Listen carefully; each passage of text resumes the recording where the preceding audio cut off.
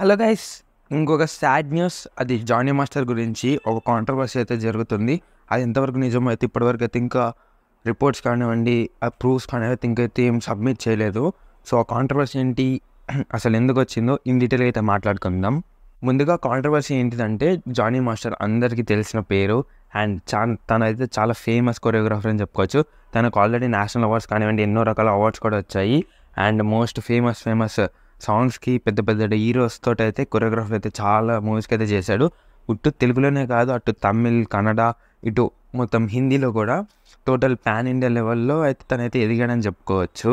అయితే వాళ్ళ అసిస్టెంట్ ఉంది కదా, ఆమెనైతే కేసు అయితే వేసిందన్నమాట రీసెంట్గా పోలీస్ స్టేషన్లో. అది కూడా కాల్ త్రూ అయితే కేసు అయితే నమోదు చేసిందనమాట. దేని మీద అంటే తిని వచ్చేసరికి అయితే వర్క్ ప్లేస్లలో నన్ను సెక్షువల్గా హరాస్ చేస్తున్నారని. ఒకసారి కాదు, రెండుసార్లు కాదు, సిన్స్ 2019 అంట. సో అప్పటి నుంచి అంటే ఇట్స్ చాలా బ్యాడ్ అని చెప్పుకోవచ్చు.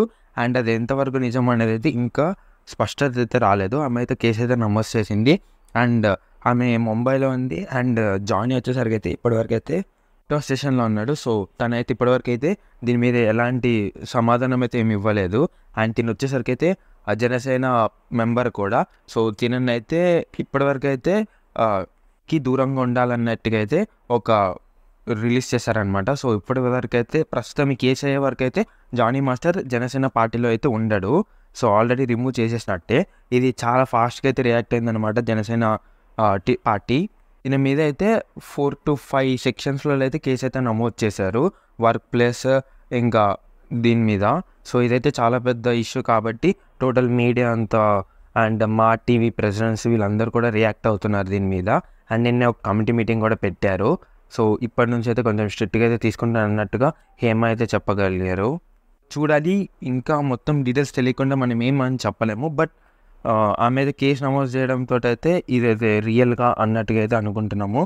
సో మీరేమనుకుంటున్నారు ఈ కేసు మీద అయితే, ఈ కాంట్రవర్సీ మీద అయితే కామెంట్ చేసేయండి. అండ్ ఫొటోస్ అవన్నీ ఏం పెట్టకూడదు కాబట్టి ఇంకా నేనైతే ఏం పెట్టట్లేదు. బట్ చాలా యూట్యూబ్ ఛానల్స్ కావచ్చు, న్యూస్ ఛానల్స్ కావచ్చు అయితే డైరెక్ట్గా అయితే వేసేస్తున్నారు. సో అదైతే తప్పు.